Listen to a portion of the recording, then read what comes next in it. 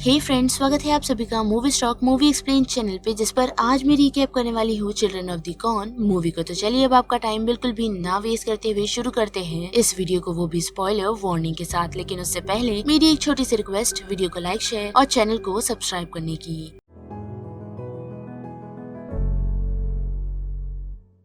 Film की शुरुआत हमें रॉयल स्टोन चिल्ड्रंस होम से दिखाई जाती है, जिसके बाहर ईडन नाम की बच्चे बैठ खेल रही होती है और उसी दौरान वो मक्को के खेत से एक लड़के को आता हुआ देख सकती है, जो उसके सामने से एक चाकू लेकर सीधा उनके अनाथ आश्रम में घुस जाता है, जहाँ जाकर वो मौजूदा सभी लोगों को खत्म कर देता है। और उस मौकाए वारदात पर पुलिस भी आ पहुँचती है, जो आते ही उस अनाथ आश्रम में स्लीपिंग गैस रिलीज करती है, जो सारी चीजें ईडन को पसंद नहीं आती, क्योंकि उसके दोस्त भी अनाथ आश्रम के अंदर थे। जिसके साथ साथ हम ये भी देख पाते हैं कि पुलिस वाले ईडन से पूछताछ करने की कोशिश तो करते हैं, लेकिन ईडन उन लोगों को कुछ भी नहीं बताती और अपने पजल सॉल्व करने में ही लगी होती है। फिर ये सीन कट होता है और हमें पूरा शहर दिखाया जाता है, जहाँ सारी दुकानें बंद पड़ी होती है, क्योंकि मक्को की खेती में अब उन लोगों को प्रॉफिट नहीं हो रहा, बल्कि मक्के की खेती खुद ब खुद खराब हुए जा रही है, जिसे उन फार्मर्स लोगों ने काफी बचाने की कोशिश की, लेकिन सभी पैतरा उस मक्को की खेती को बचाने में नाकामयाब रहा है। और उसी मक्को की खेती के अंदर हम एक बहन भाई को देख सकते हैं, जिनका नाम बोलेन और सिसिल है, जो दोनों ही उस खेती को चेक करने के लिए आए हुए हैं, क्योंकि उनमें हाल ही में दवाई डाली गई है। साथ ही वो अपने भाई को ये भी बताती है कि जल्द ही वो इस मक्को की खेती से बाहर निकलने वाली है, यानी कि उनके गाँव से, वो भी पढ़ाई के लिए, क्योंकि उसके मार्क्स पढ़ाई में काफी अच्छे आए हैं। जो बात जान सिसिल काफी नाराज हो जाता है, क्योंकि उसके इतने अच्छे मार्क्स नहीं आए कि वो इस शहर को छोड़ बाहर जाकर पढ़ाई कर सके। जिसके साथ साथ उन लोगों की नजर रेड क्वीन यानी कि ईडन पर पड़ती है, जिसे वो लोग चेक करने के लिए उसकी तरफ बढ़ते हैं और देख पाते हैं कि ईडन यानी कि रेड क्वीन वहाँ अकेली नहीं, बल्कि उसके साथ और भी काफी सारे बच्चे हैं, जिन बच्चों में से एक बच्चे को वो सजा दे रही है, क्योंकि उसने एक डॉग को परेशान किया। और वो सजा छोटी मोटी सजा नहीं, बल्कि जान लेने की है, वो भी उसी लड़के की जिसने उस डॉग को परेशान किया है। जो खेल बो को काफी ही अजीब लगता है, लेकिन उसी दौरान वहाँ एक शख्स पहुँच उन सभी को काफी चिल्लाता है, क्योंकि उन लोगों ने यानी कि उन बच्चों ने उसकी कार की हालत बिगाड़ दी है। पर ईडन उसकी बातें नहीं सुनती और अपना गेम जारी रखती है। जिसके साथ साथ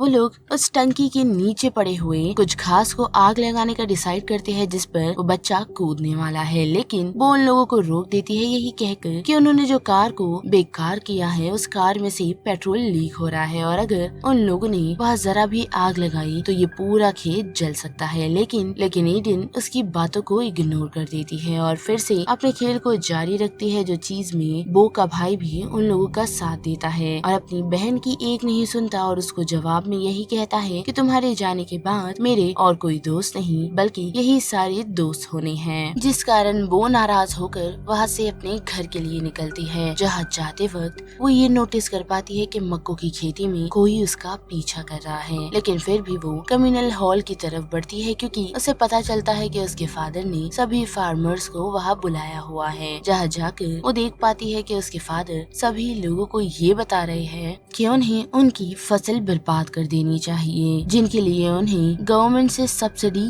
तक मिलेगी। जिस बात पर वो अग्री नहीं करती और अपने फादर को कहती है कि आप सभी गलत कर रहे हो, क्योंकि फसल को बर्बाद करना ऑप्शन नहीं, बल्कि उसका सोल्यूशन हम ढूंढ सकते हैं। यानी कि यहाँ पर वो सॉइल रिस्टोर की बात कर रही है, जबकि वहाँ बैठे सभी लोगों के साथ साथ उसके फादर उस पूरी फसल को बर्बाद करने की बात कर रहे हैं। और अब जबकि कोई भी उसकी बात नहीं सुनता, तो उसी दौरान एलन उन सभी को कहती है कि आप लोगों ने सबसे उनकी सलाह तो पूछ ली, लेकिन हम बच्चे बच गए हैं। जो बात सुन वहाँ से एक शख्स उन लोगों को यही कहता है कि बच्चों की इन सारी कामों में कोई जरूरत नहीं, और ना ही उनकी ओपिनियन से उन लोगों को फर्क पड़ता है, क्योंकि घर बच्चे नहीं बल्कि बड़े चलाते हैं। पर साथ ही कुछ लोग ईडन का समर्थक भी करते हैं, लेकिन काफी सारे अपोज होने के कारण ईडन और उन लोगों की कोई भी बात नहीं सुनी जाती, जिससे नाराज होकर ईडन मक्को की खेती में चली जाती है और वहाँ बैठकर रोने लगती है। और उसी दौरान हम देख पाते हैं कि ईडन को इन मक्को की खेती की इतनी इसीलिए पड़ी है क्योंकि इनमें जान है। पर फिर उसे हिम्मत मिलती है और वो ये डिसाइड करती है कि सभी बच्चों को वो अपने साथ कर लेगी ताकि वो इन खेतों को जलाने से रोक सके, जिसके लिए वो उनके टाउन में बने हुए मोबाइल टावर तक को रोक देती है ताकि कोई भी शख्स बाहर कम्युनिकेट ना कर सके। और वही हम वो को देख सकते हैं जो अभी भी अपने फादर को मनाने की कोशिश कर रही है, लेकिन उसके फादर उसे यही कहते हैं कि अब कुछ नहीं हो सकता, जिससे वो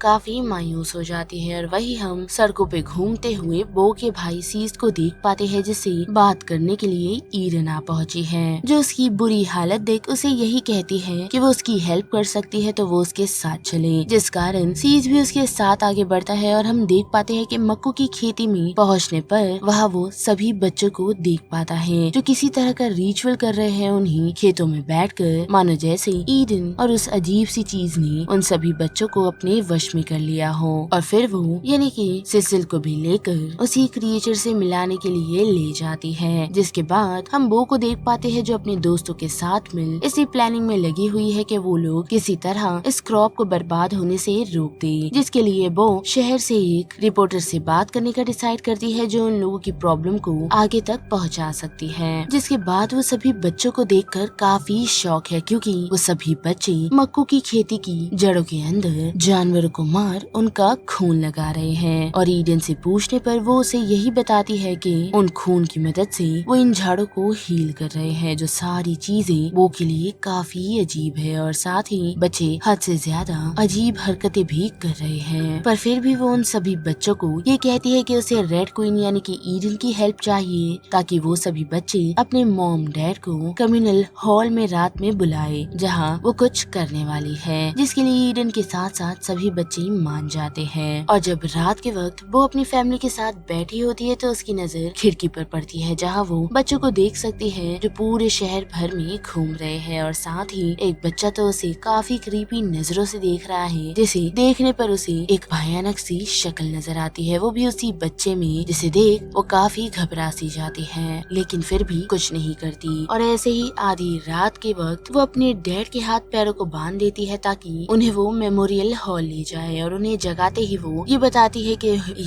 है कि उन्हें मेमोरियल हॉल में उन लोगों का समर्थक देना है, जिसके लिए वो अपने फादर को अपने साथ तो ले जाती है, लेकिन वहाँ जाने पर वो सिर्फ बच्चों को ही पाती है। और उनसे जब उनके पेरेंट्स और सभी लोगों के बारे में पूछती है तो बच्चे उसे कोई भी जवाब नहीं देते। लेकिन मेमोरियल हॉल ओपन करने पर वो देख पाती है कि उसके अंदर उन सभी बच्चों ने उस शख्स को फांसी लगाई हुई है जिस शख्स ने उन बच्चों का मजाक उड़ाया था, जिसे अफसोस वो बचा नहीं पाती। लेकिन उसे इतना तो समझ आ जाता है कि काफी सारे लोगों को ईडन ने अपने बच्चों के साथ मिल यानी कि अपने दोस्तों के साथ मिल उन्हें खत्म कर दिया है। लेकिन इतना ही नहीं बल्कि ईडन उसे एक जगह ले जाती है जहाँ काफी सारे और भी लोग मौजूद हैं, जिसे उन लोगों ने मारने का डिसाइड किया है। लेकिन उससे पहले हम उसी शख्स को देख पाते हैं जो स्टार्ट में उन लोगों पर उनकी कार बिगड़ने पर नाराज हो रहा था, जो उन लोगों पर किसी प्लान के बगैर ही हमला कर देता है और उसी कारण वो अपनी जान से हाथ धो बैठता है। पर इतना ही नहीं बल्कि हम देख पाते हैं कि ईडन वहाँ मौजूदा सभी एडल्ट्स पर उसी स्लीपिंग गैस को रिलीज करती है ताकि वो उन सभी लोगों को एक काफी बड़े गड्ढे में डाल सके। जो सारे नजारे देख वो काफी हैरान है क्योंकि उन सारी चीजों में उसका भाई भी शामिल है। पर अब वो काफी और हैरान है क्योंकि उसी की आंखों के सामने ईडन ने गड्ढे में मौजूद सभी लोगों को दफन कर दिया, जिसे ईडन काफी मायूस है क्योंकि वो उनमें से किसी भी लोगों को नहीं बचा पाई। पर फिर भी वो ईडन को रोकने का डिसाइड करती है, जिसके लिए वो उसे बात करने के लिए उसके पास पहुंचती है और पूछती है कि उसके फादर कहाँ है, जिसके जवाब में ईडन उसे बताती है कि उसके फादर और भी कुछ लोगों के साथ है जिसे वो उस क्रिएचर को देने वाली है, क्योंकि वो क्रिएचर काफी भूखा और काफी ही मायूस है, जिसने उन जैसे बच्चों को संभाला है जो अनाथ थे और अब उसका वक्त आ गया है कि वो उसे संभाले। लेकिन वो उसकी बातों पर बिल्कुल भी भरोसा नहीं करती और अपने फादर के पास जाकर उन्हें यही कहती है कि ये सभी बच्चे आपको मक्को की खेती में ले जाने वाले हैं, तो वक्त रहते आप वहाँ से भाग निकलना। पर उसी के साथ वो ये भी देख पाती है कि वहाँ मौजूदा बच्चों ने उस शहर के शेरिफ को बड़ी बेदर्दी से मार दिया है, वो भी उसकी आंखों को निकाल कर। पर अफसोस वो कुछ नहीं कर पाती और हम देख पाते हैं कि ईडन उसके फादर यानी कि बो के फादर को उस क्रिएचर के पास भेज देती है, जिसके साथ साथ वो वहाँ से निकल सभी बच्चों को मेमोरियल हॉल में स्पीच दे रही होती है। और जैसे ही वो वहाँ पहुँचती है तो वो देख पाती है कि वो बच्चे सिर्फ ईडन का भाषण ही नहीं सुन रहे, बल्कि वो लोग एक शख्स को मार रहे हैं जो और कोई नहीं बल्कि उसी की बुलाई हुई रिपोर्टर है, जिसे वो लोग ऑलमोस्ट मारने ही वाले होते हैं। तो वो उन सभी को रोक यही कहती है कि इसे भी उस क्रिएचर के पास दे देना चाहिए, जो प्लान ईडन को काफी पसंद आता है। लेकिन इस बार उसने ये डिसाइड किया है कि वो लोग उस क्रिएचर के पास इन लोगों को नहीं भेजेंगे, बल्कि उस क्रिएचर को उन लोगों की तरफ बुलाएंगे, जिसके लिए वो उस लेडी को लेकर बान में जाती है और वहाँ पर उसे बांध दिया जाता है। लेकिन बान में पहुँचते ही वो काफी अपसेट हो जाती है, क्योंकि वहाँ वो अपने दोस्तों की लाश देख सकती है। जिसके बाद वो देख पाती है कि ईडन उस क्रिएचर को खेतों में से बुला रही है। तो उस मौके का फायदा उठाकर वो ईडन को चाकू की नोक पर पकड़ लेती है, लेकिन साथ ही वो खेतों में से कुछ आवाजें सुन सकती है और देखते ही देखते खेतों में से एक क्रिएचर निकल उस रिपोर्टर को अपने साथ खींच ले जाता है, जो नजारा देख वो काफी ही हैरान है। और उस मौके का फायदा उठाकर ईडन सभी बच्चों के साथ उसे पकड़ लेती है, जिसके बाद वो उसे काफी टॉर्चर करती है, लेकिन वो उन सभी बच्चों से बच निकलने में कामयाब होती है। लेकिन यहाँ से बाहर निकलने के लिए खेतों से होकर गुजरना है, जिसमें से वो निकलने की कोशिश भी करती है। लेकिन वो वहाँ से निकलते वक्त अपनी डैड की डेड बॉडी को नोटिस कर पाती है, जिसे देख वो काफी मायूस हो जाती है और उन्हें सॉरी कहकर आगे बढ़ती है। पर इतना ही नहीं बल्कि वो कौन का अजीब सा क्रिएचर उस पर हमला कर देता है, जिससे बचने में ईडन एक चाकू की मदद से कामयाब होती है और दौड़ते दौड़ते उसी जगह आ पहुँचती है जहाँ उसने पहली बार ईडन को उन अजीब हरकतों के साथ देखा था। और साथ ही वहाँ अभी भी कार मौजूद है, जिसे वो यहाँ से ले जाने का डिसाइड करती है। पर वो ज्यादा दूर नहीं जा पाती और खेतों से बाहर निकलते ही उसका सामना ईडन से होता है, जो उसके सामने गन लेकर खड़ी है और साथ ही उसे मारने का डिसाइड कर लेती है। लेकिन वो उसे यही कहती है कि मरने से पहले वो सिगरेट पीना चाहती है, जिसकी ये ख्वाहिश ईडन पूरी करने का डिसाइड करती है। और जैसे ही वो उसे सिगरेट जलाने के लिए उस कार में से निकाल लाइटर देती है, तो वो उस मौके का फायदा उठाकर उस पूरे खेतों में आग लगा देती है। वो भी कैसे, तो आप लोगों को अगर याद होगा स्टार्ट में जब हमने देखा था कि उस कार के पास जब बच्चे स्टार्ट में आग लगा रहे थे, तो बो ने उन सभी को रोका था यही कहकर कि उस कार में से पेट्रोल लीक हो रहा है। और जब किंग बो ने उस कार को पूरे खेत से निकाल कर बाहर ले आया है, तो उससे पेट्रोल भी काफी सारा लीक हुआ है, जिस कारण ही उसकी कार ज्यादा दूर नहीं चल पाई। लेकिन वो खेत से बाहर आ चुकी है और उसकी मदद से ही वो उस पूरे खेत को जलाने में कामयाब होती है। लेकिन इतना ही नहीं बल्कि हम ये भी देख पाते हैं कि वो आग धीरे धीरे पूरे खेतों को अपने चपेट में ले लेती है, जिससे मायूस होकर ईडन बो को मारती नहीं बल्कि उसी खेतों की तरफ बढ़ जाती है, जो पूरी तरह आगों से घिरा हुआ है। और जैसे जैसे वो खेत जलता जाता है तो हम देख पाते हैं और साथ ही वो भी ये नोटिस कर पाती है कि वहाँ मौजूदा सभी बच्चे ठीक हो चुके हैं। लेकिन इतना ही नहीं बल्कि दूसरी सुबह जैसे ही वो ईडन को ढूंढने के लिए उसी जले हुए खेत की तरफ बढ़ती है, तो काफी ढूंढने पर उसकी नजर ईडन पर पड़ती है, जो ऑलमोस्ट आधी जल चुकी है। और जैसे ही वो